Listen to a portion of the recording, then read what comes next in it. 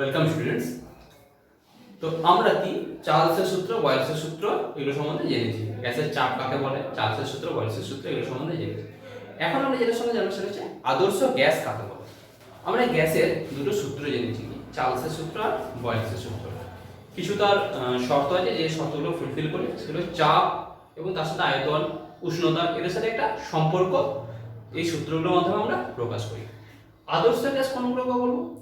আদর্শ গ্যাস আমরা সেই সব গ্যাসগুলোকে বলবো যারা কি করে সব রকম পরিস্থিতিতে বা সব অবস্থাতেই এই চার্লস এবং বয়েলস যে সূত্র আছে, অর্থাৎ গ্যাসের যে সূত্র আছে, এই সূত্রগুলোকে মেনে চলে। আমরা যদি চার্লস এবং বয়েলসের সূত্রের মিলিত গাণিতিক রূপটা দেখতে চাই, আমরা এরকম একটা রূপ পেয়েছিলাম, PV by T is equal to K, বা আমরা লিখেছিলাম পিভি সমান কে টি।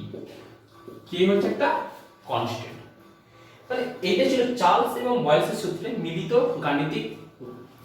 আদর্শ গ্যাস কোনগুলোকে বলছে? আদর্শ গ্যাস হলো, যদি আমরা সংজ্ঞা আকারে বলি, আদর্শ গ্যাস হলো সেই সব গ্যাসগুলো যারা সব অবস্থাতেই পিভি সমান কেটি এই সূত্র মেনে চলে, তাদেরকে বলা হচ্ছে আদর্শ গ্যাস। তাহলে আদর্শ গ্যাস আমরা জানলাম যে যারা এই সূত্র মেনে চলে তারা হচ্ছে আদর্শ গ্যাস।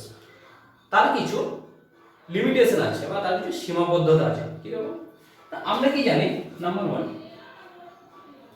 চার্লস বয়েলসের সূত্র অনুযায়ী আমরা কি পড়েছিলাম না, ভি ভ্যারিজেস পি।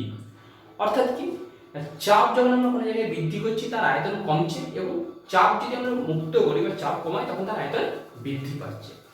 তাহলে আমরা যদি কোন একটা গ্যাস আছে তার যদি তার উপরে আমরা কন্টিনিউ প্রেসার দিই, তাহলে কন্টিনিউ প্রেসার দিচ্ছি কি হচ্ছে, তার আয়তন আস্তে আস্তে কমছে। কমতে কমতে একটা সময় কি হবে না, একটা সময় তার আয়তনটা জিরোতে পরিণত হয়ে যাবে। তাহলে যদি আমরা উচ্চ চাপ দিই, উচ্চ চাপে কি হয় না, গ্যাসের আয়তনটা জিরোতে পরিণত হয়ে যাবে। যখনই গ্যাসের আয়তন জিরোতে পরিণত হয়ে যাচ্ছে তখনই কিন্তু কি করছে না, তখন আর বয়েলসের সূত্র কাজ করছে না। তাহলে নাম্বার ওয়ান, আমরা যদি উচ্চ চাপের কথা বলি, উচ্চ চাপে তাহলে কি হয় না, আদর্শ গ্যাস এই ফর্মুলাটাকে মেনে চলছে না। আদর্শ গ্যাস কি উচ্চ চাপে আদর্শ গ্যাসের মতন আচরণ করছে না, নাম্বার ওয়ান। নাম্বার টু, চার্লসের সূত্র অনুযায়ী আমরা কি পেয়েছিলাম, ভি ভ্যারিজেস টি, অর্থাৎ ভলিউম বা আয়তন হচ্ছে তাপমাত্রার সাথে সমানুপাতিক। অর্থাৎ তাপমাত্রা যদি আমরা বৃদ্ধি করি আয়তন বৃদ্ধি পাবে, যদি আমরা তাপমাত্রা কমাই আয়তন কমবে। এইরকম ভাবে যদি আমরা আস্তে আস্তে তাপমাত্রা কমাতে থাকি, তাহলে একটা সময় কেমন হবে, একটা সময় কি হবে না, তার ভলিউমটা জিরোতে পরিণত হয়ে যাবে। আমরা জানি এটা পরম শূন্য তাপমাত্রা আছে কত, -273°C। যখন কি হয়, যে কোনো গ্যাসের আয়তন শূন্যতে পরিণত হয়ে যায়। বাস্তবে কি হয় না, বাস্তবে -273°C এর অনেক আগেই অধিকাংশ গ্যাস কি হয় না, সেগুলো জিরো, তাদের আয়তনটা শূন্য হয়ে যায়। যখন আয়তনটা শূন্য হয়ে যায় তখন কিন্তু সেই ক্ষেত্রে চার্লসের সূত্রটা কাজ করে। চার্লসের সূত্র কাজ করে না মানে এই ফর্মুলাটা তখন কাজ করছে। তাহলে উচ্চ চাপে যেমন আদর্শ গ্যাস তার শর্তগুলো মেনে চলছে না, ঠিক একই রকম ভাবে নিম্ন উষ্ণতা যদি আমরা বলি, নিম্ন উষ্ণতাতেও কিন্তু কোন একটা গ্যাস সে আদর্শ গ্যাসের ফর্মুলাগুলোকে মেনে চলছে না, বা সেই গ্যাসটা আদর্শ গ্যাসের মতন আচরণ করছে না। তাহলে আদর্শ গ্যাসের এই দুটো যে লিমিটেশন কি না, উচ্চ চাপ এবং নিম্ন উষ্ণতা, এই দুটো কন্ডিশন যখন বা এই দুটো যখন শর্ত আসে, পরিস্থিতি আসছে, তখন কি করছে না, সে আদর্শ গ্যাসের মতন আচরণ করছে না। এবার আমরা যেটা জানবো সেটা হচ্ছে মোলার আয়তন কাকে বলে। মোলার আয়তন হচ্ছে, আমরা জানি যে গ্যাসের যখন আমরা আয়তন প্রকাশ করছি, গ্যাসের একটা নির্দিষ্ট করে অনুসংখ্যাকে বা অণুর পরিমাণকে বলা হয় মোল। 1 মোল বা 2 মোল এইভাবে বলা হয়। মোলার আয়তনটা কি না, মোলার আয়তন হলো স্থির চাপ ও উষ্ণতাতে 1 মোল গ্যাসের আয়তনকে বলা হয় সেই গ্যাসের মোলার আয়তন। আমরা যদি মোলার আয়তনের ডেফিনেশনটা লিখি কি হবে, যখন আমরা একটা নির্দিষ্ট পরিমাণ গ্যাসকে নিচ্ছি, তাহলে সেই নির্দিষ্ট পরিমাণ গ্যাসের একটা নির্দিষ্ট আয়তনও আছে, এবং সেই গ্যাসটার পরিমাণটা কতটা, কত মোল গ্যাসের পরিমাণটা একটা পরিমাণ আছে। এবার প্রতি একক মোলে যতটা আয়তন তার, সেই আয়তনটাকে বলা হচ্ছে কি, তার কোন একটা গ্যাসের মোলার আয়তন। তাহলে যদি আমরা এর ম্যাথমেটিক্যালি ফর্মুলাটা দেখি কি হবে, সাপোজ আমরা ধরে নিচ্ছি কোন একটা কন্টেনার আছে, এই কন্টেনারে n মোল গ্যাস আছে এবং এর আয়তন হলো v, যেখানে আমরা কি ধরেছি, চাপ এবং উষ্ণতা স্থির আমরা ধরে নিচ্ছি। তাহলে n মোল গ্যাস তার আয়তন যদি v হয়, তার মোলার আয়তন কি হবে, মোলার আয়তন সমান হবে কি বলেছিলাম না প্রতি একক মোলে আয়তন, অর্থাৎ ভি ডিভাইডেড বাই এন। এই হচ্ছে কোন একটা গ্যাসের মোলার আয়তন, অর্থাৎ প্রতি মোলে তার আয়তন কতটা। অধিকাংশ ক্ষেত্রে দেখা যায় কি আমরা যে কোনো গ্যাস নিয়ে যদি আমরা দেখি যে তাদের মোলার আয়তন কি, তো বিভিন্ন অধিকাংশ গ্যাসের ক্ষেত্রে কি না মোলার আয়তনটা প্রায় সমান। স্থির চাপ এবং উষ্ণতাতে অধিকাংশ গ্যাসের, অর্থাৎ একটা নির্দিষ্ট চাপ এবং একটা নির্দিষ্ট উষ্ণতাতে যদি আমরা বিভিন্ন রকম গ্যাস নিই দেখা যাবে কি না তাদের মোলার আয়তনটা অ্যাপ্রক্সিমেটলি সমান বা প্রায় সমান। একই রকম ভাবে যদি আমরা এসটিপি, এসটিপি অর্থ কি standard temperature and pressure, standard temperature and pressure.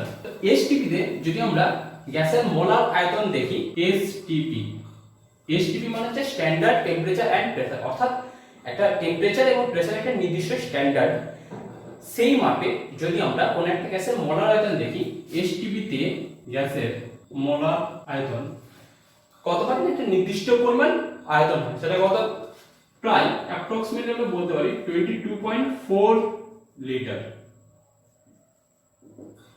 22.4 litre. অর্থাৎ কি না এসটিপিতে আমরা যে কোনো গ্যাস নিই, সেটা মেবি হতে পারে মৌলিক গ্যাস বা যৌগিক গ্যাস, তার আয়তন প্রায় 22.4 লিটার হচ্ছে। এটা কোথায় এসটিপিতে, যে কোনো গ্যাসের ক্ষেত্রে এটা হতে পারে নরমালি এই রেঞ্জটা থাকে, পাই এই পরিমাণ তার মোলার আয়তন হবে। সেটা মেবি আমার হতে পারে যে আমি 1 মোল অক্সিজেন নিলাম, এসটিপিতে আমি বলি যে এসটিপিতে আমি 1 মোল অক্সিজেন নিচ্ছি, সেই 1 মোল গ্যাসের মোলার আয়তন হবে 22.4 লিটার। মেবি সেটা হতে পারে কার্বন ডাইঅক্সাইড, মেবি সেটা হতে পারে হাইড্রোজেন, মেবি সেটা হতে পারে নাইট্রোজেন। আমি যে গ্যাসই নিই এসটিপিতে আমি যদি তার মোলার আয়তনটা দেখি, তার মোলার আয়তন কিন্তু হবে কি না 22.4 লিটার। ওকে, তাহলে কি হবে না আমরা যদি মোলের সংখ্যাটা বাড়িয়ে দিই তখন কি হবে তার আয়তনটাও বৃদ্ধি পাবে। আমরা এসটিতে মোলার আয়তন বলছিলাম কি, অর্থাৎ 1 মোল গ্যাসের আয়তন হচ্ছে এটা, যদি আমরা মোল সংখ্যাটা বাড়াই বা গ্যাসের পরিমাণটা বাড়াচ্ছি তখন তার কি করবে তার আয়তনটাও বৃদ্ধি পাবে খুব স্বাভাবিকভাবে। এরপর যেটা আসে সেটা হচ্ছে অ্যাভোগাড্রো প্রকল্প। যেমন এর আগে আমরা চার্লসের সূত্র জেনেছি, বয়েলসের সূত্র জেনেছি, সেরকম একটা আসছে কি অ্যাভোগাড্রো প্রকল্প। বিজ্ঞানী অ্যাভোগাড্রো কি বলছে না স্থির চাপ এবং উষ্ণতাতে যে কোনো গ্যাসে সমসংখ্যক অণু বর্তমান থাকে। স্থির চাপ এবং উষ্ণতাতে 1 মোল গ্যাসে, যে কোনো গ্যাস আমি যদি নিই, যে কোনো গ্যাসের 1 মোল আয়তনে সমসংখ্যক অণু বর্তমান থাকে। অ্যাভোগাড্রো প্রকল্প বলছে এই ক্ষেত্রে শর্তগুলো কি বলছে, নাম্বার 1 বলছে 1 নম্বর সেটা হচ্ছে স্থির চাপ, অর্থাৎ চাপ কি করবে স্থির থাকবে। 2 নম্বর কি বলছে না উষ্ণতা, অর্থাৎ চাপ এবং উষ্ণতা দুটো স্থির যদি থাকে সেই ক্ষেত্রে সম আয়তন বিশিষ্ট, অর্থাৎ নির্দিষ্ট একটা আয়তনের সকল গ্যাস, সেটা মেবি হতে পারে মৌলিক বা যৌগিক। মৌলিক বলতে কি মৌলিক গ্যাসের মধ্যে পড়ছে কি অক্সিজেন, হাইড্রোজেন, নাইট্রোজেন, মৌলিক গ্যাস। আমরা যদি বলি যৌগিক গ্যাস কি CO2, NH3, এগুলো হচ্ছে কি যৌগিক গ্যাস আমরা বলতে। তো কি হচ্ছে সম আয়তন বিশিষ্ট সকল গ্যাসে, সেটা মৌলিক বা যৌগিক হতে পারে, সমসংখ্যক অণু বর্তমান থাকে, অর্থাৎ তাদের মধ্যে যে অণু সংখ্যাটা কি হবে সমান হবে।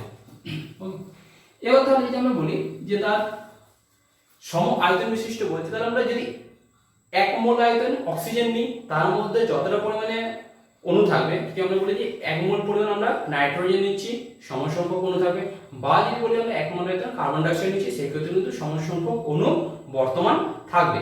সেই ক্ষেত্রে তার যদি আয়তনটা সমান থাকে সেক্ষেত্রে অণু সংখ্যাটাও কি হবে সমান হবে। বিজ্ঞানী গেলুসের তথ্য অনুযায়ী কি বলছে, গেলুসে কি বলছে না গ্যাসীয় বিক্রিয়ায় অংশগ্রহণকারী যে বিক্রিয়ক গ্যাসগুলো হয়, বিক্রিয়ক গ্যাসগুলো কোনগুলোকে বলে না যারা হচ্ছে মানে একটা বিক্রিয়া যখন হচ্ছে তার আগে যে গ্যাসগুলো থাকে, অর্থাৎ যে গ্যাসগুলোর মধ্যে বিক্রিয়া হচ্ছে তাদেরকে বলে বিক্রিয়ক গ্যাস। সেই বিক্রিয়ক গ্যাসগুলি কি হচ্ছে গ্যাসীয় বিক্রিয়া যখন হচ্ছে গেলুসের সূত্র অনুযায়ী, অর্থাৎ কি হচ্ছে কোনো গ্যাসীয় বিক্রিয়ায় যে বিক্রিয়ক গ্যাসগুলি আছে সেই বিক্রিয়ক গ্যাসগুলি সরল অনুপাতে তাদের মধ্যে বিক্রিয়া করছে, এবং বিক্রিয়াজাত পদার্থ যদি গ্যাসীয় পদার্থ হয় সে কি করছে সেও সেই ক্ষেত্রে কি হচ্ছে একটা সরল অনুপাতে থাকছে। কিরকম আমরা যদি একটা উদাহরণ দিই, উদাহরণ হিসেবে দেখবো 1 অণু নাইট্রোজেন এবং 3 অণু হাইড্রোজেন মিলিত হয়ে 2 অণু কি করছে NH3 উৎপন্ন করছে।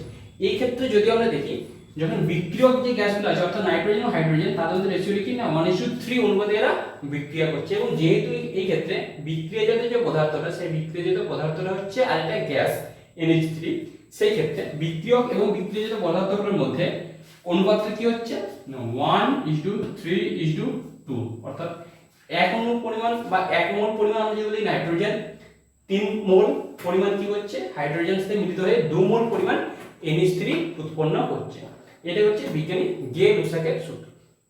এবার যদি আমরা বলি যে আমরা যেটা বলেছিলাম যে 1 মোল আয়তনের যে কোনো গ্যাসের সমসংখ্যক অণু থাকে, সেই সংখ্যাটা কত? সেই সংখ্যাটা হচ্ছে 6.22 × 10⁻23। এই সংখ্যাটাকে বলা হয় কি অ্যাভোগাড্রো নাম্বার বা অ্যাভোগাড্রো সংখ্যা বা অ্যাভোগাড্রো নাম্বার বলা হয় এই সংখ্যাটাকে, ঠিক 6.22 × 10⁻23, অর্থাৎ যে কোনো গ্যাসের 1 মোল আয়তনে এই নির্দিষ্ট সংখ্যক অণু বর্তমান থাকে। তাহলে এই ক্ষেত্রে যদি আমরা বলি যে যখন আমরা বলছি 1 মোল নাইট্রোজেন নিচ্ছি, এর মধ্যে কিনা 6.22 × 10⁻23 এই পরিমাণে অণু বর্তমান আছে। হাইড্রোজেনের ক্ষেত্রে তাই আমরা 3 মোল পরিমাণ নিচ্ছি, কি করতে হবে এর 3 মাল্টিপ্লাই অণু বর্তমান থাকবে। এবং NH3 যখন উৎপন্ন হচ্ছে, NH3 এর ক্ষেত্রে কি করবে, যেহেতু এখানে আমাদের 2 মোল আমরা পাচ্ছি, তাহলে কি করবে এর যে 6.22 × 10⁻23 এর ডাবল পরিমাণে অণু সেখানে বর্তমান থাকে। এটা হচ্ছে বিজ্ঞানী গে-লুসাকের সূত্র অনুযায়ী।